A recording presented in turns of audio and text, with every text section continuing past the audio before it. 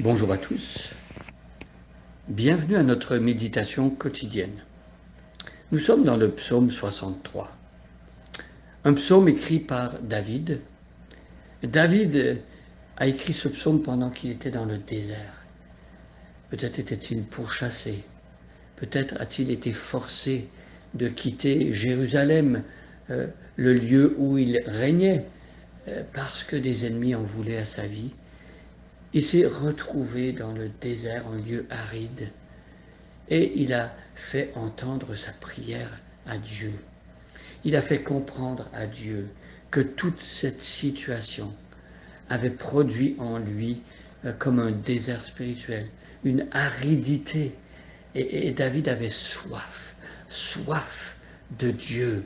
Bien sûr, lorsque David était à Jérusalem, il pouvait aller au sanctuaire et communier dans la présence de Dieu avec son Créateur, celui qui s'était révélé, celui qu'il avait choisi de derrière les enclos des moutons de son père. Maintenant, il est dans le désert aride et il a soif de ce Dieu qu'il a connu. Ça lui manque de ne pas être dans la présence de Dieu au sanctuaire, mais David sait qu'il peut être tout de même dans la présence de Dieu, même au cœur du désert physique, là où le soleil brûle. Mes amis, nous pouvons être en relation avec Dieu, même dans les circonstances les plus extrêmes, dans les situations les plus difficiles. Dieu peut se révéler et Dieu peut apaiser notre faim et notre soif. Il en est capable.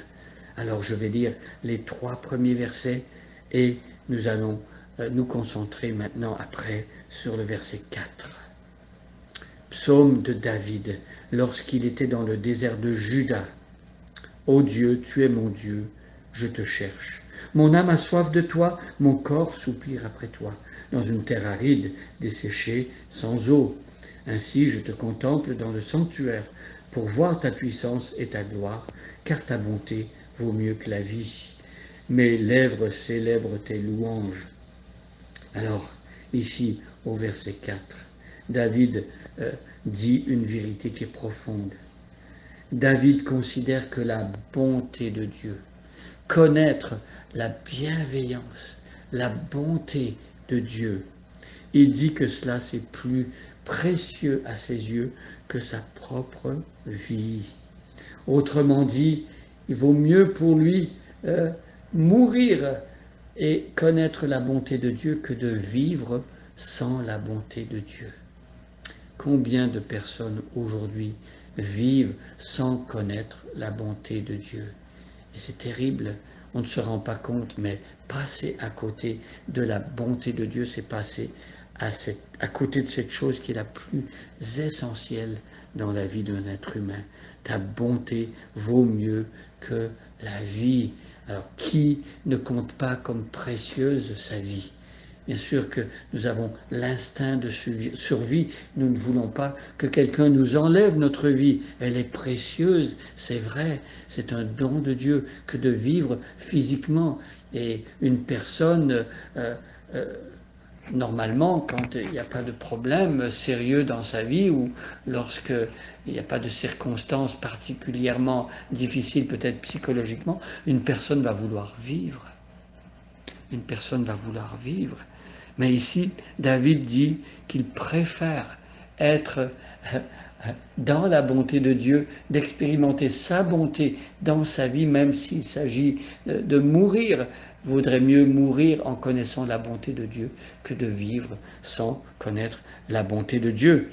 Et ainsi donc, la deuxième partie du verset 4, David dit qu'il va célébrer ses louanges.